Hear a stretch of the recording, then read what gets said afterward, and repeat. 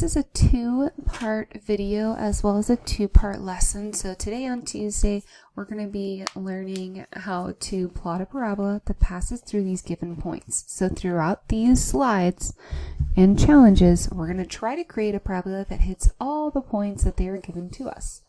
So what that looks like is like this. So the first challenge is we're going to plot a parabola that passes through these 3 points.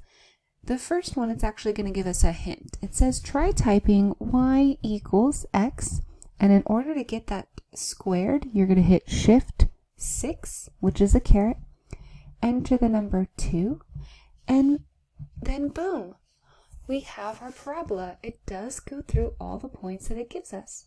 So make sure you hit submit for this one. So that way we can make sure that you have this one checked off on our challenges. So if we hit challenge 2 here, it says now we're going to plot 5 parabolas with one each set color coordinates. One is done for you. So the first one here we did on the last page. As you can see, it's just red this time. This is x squared.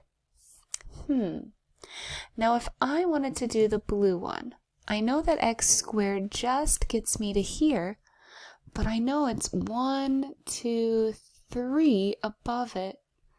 Maybe if I do y equals x squared, just like that red one, maybe if I do plus 3, let's see what it gives us, because I know that it's going to go up on the y-axis. And remember, if we plug in 0 for x to figure out our y-intercept, that means it's going to hit at 3 on my y-axis. So let's see if it's right, and which it is, right? So I can see here that this plus 3 looks like it's going to be moving me up and down my y-axis. Well, let's try yellow, or I guess orange in this case, down here. I know this is 1, 2, 3. This is a -3. So let's try the same equation as blue, but instead we're going to put -3 and see if that our hypothesis works correctly. And look, there it is. Yeah, absolutely. So I know that the plus or minus after the x squared, remember the other day we said that x squared plus 2x plus 3 in a sense, that was the 3 was my y-intercept, which we proved here, which is 100% true. So let's see, for our green, so it's over here. Maybe if I type maybe y equals x squared, and let's see, it's the 4th point over, so maybe like plus 4x. Let's see what that gives us. It gives us down here, so I know my green one's not right. Let's try parentheses. Let's try putting it in parentheses and see what that gives us. So plus 4.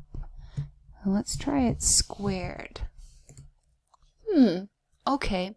So my green graph is actually where the purple should be.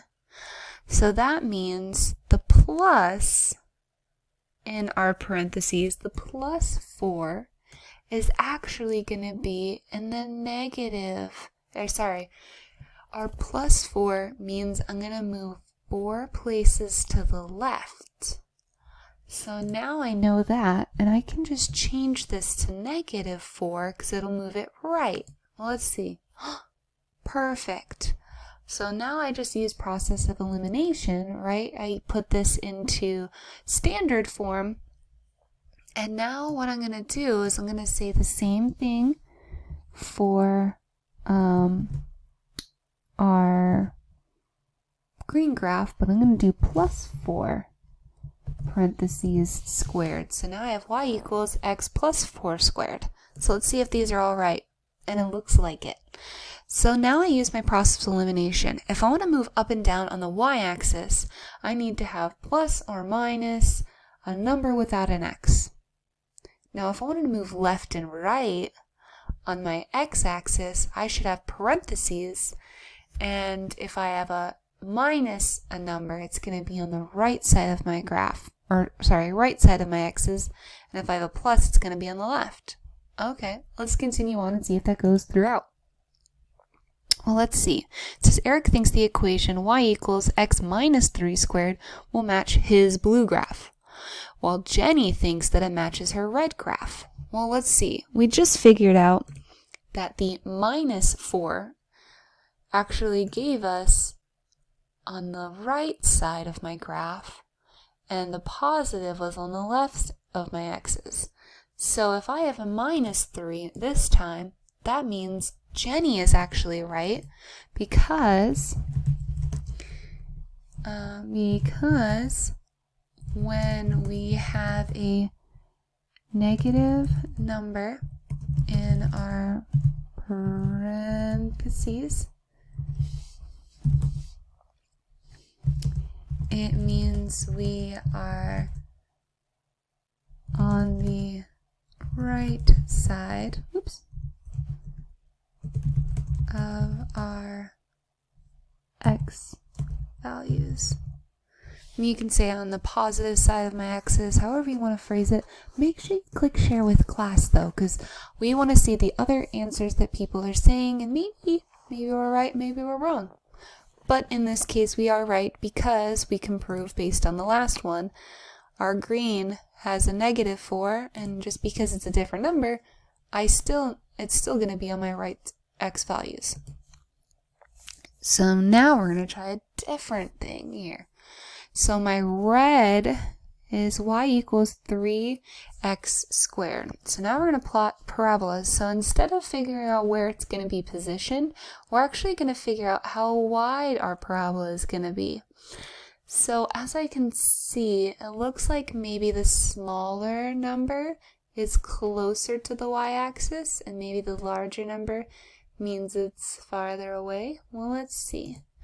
Let's see, if I'm trying to hit these two blue dots, let's say y equals, let's do a large number, like 5.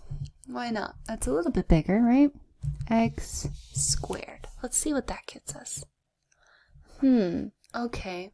So the larger the number, I can see is actually getting closer to the y-axis. So that means maybe I should have a smaller number. Or sorry, a smaller number. And then 3. Maybe let's try 2. Let's see what 2 gets us. Okay, a little bit wider. Let's try like -5 maybe. I don't know. Nope, it gets us below, so we can't have negative numbers, which is good to know. So let's try maybe a half. See where that gets us. Oops. Okay, so half gets us a little bit wider. And if we keep trying, well, let's see.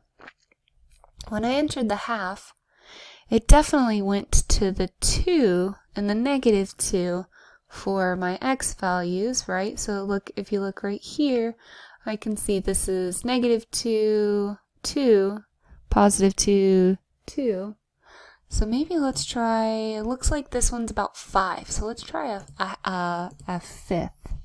Let's try 5 and 1 over 5 and see. There we go. Perfect. So the smaller the number, the wider the parabola. Okay. Let's try green. Green's down here. Now if I use that same process, it looks like it's going to be at the 2 mark, so maybe a half. And I know it's going to be pointing down, so it has to be negative. Let's try that and see what we get.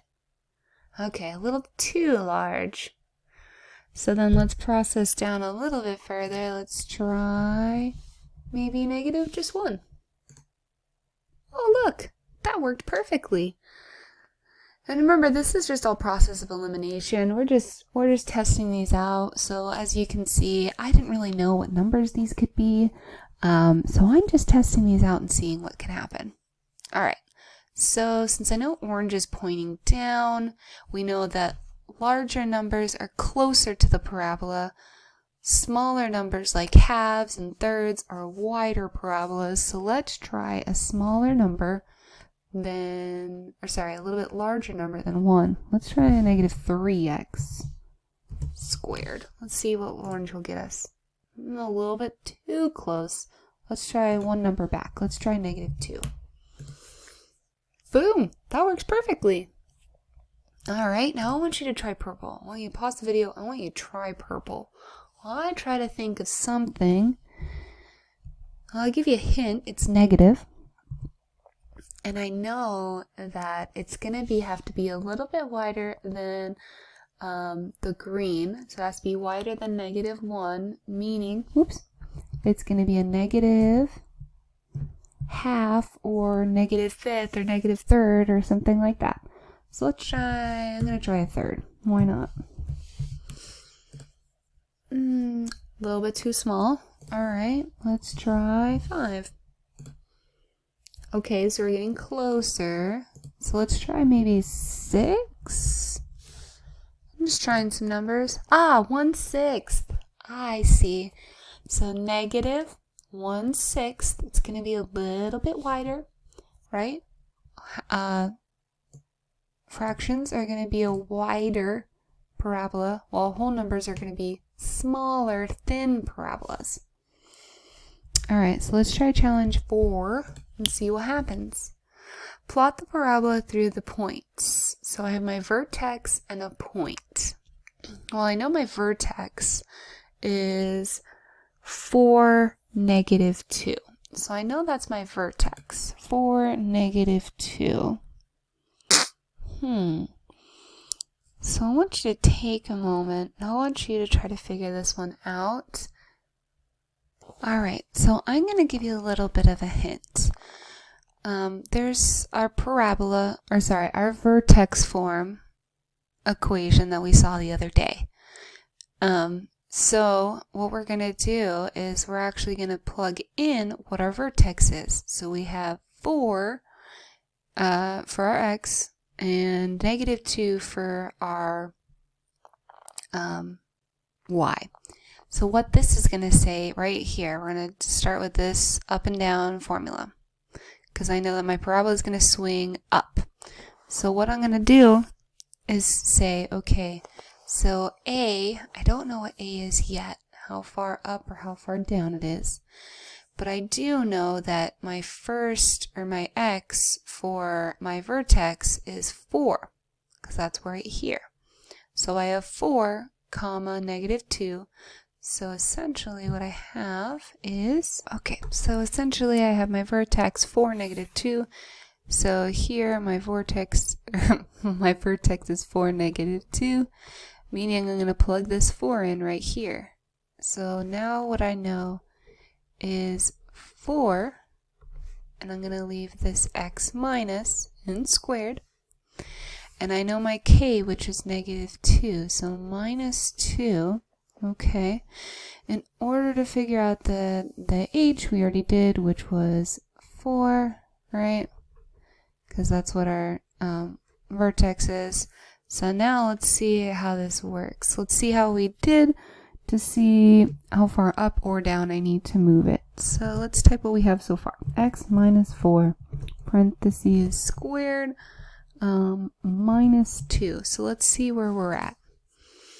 Okay, so we're close. So we maybe need the A needs to be moved, looks like over maybe about 1. So remember, our parabola needs to be a little bit wider. So let's try, because smaller numbers make our parabolas wider. So let's try a half first and see how that works. Oh, hey, look, we got it on the first try. That was a total guess. So now we knew that that half was going to make it a little bit wider instead of narrower. See, like if I put like 2, real quick, if I put 2 in front of it, it would make it really skinny. So now you're going to have to wait for part 2 to be posted.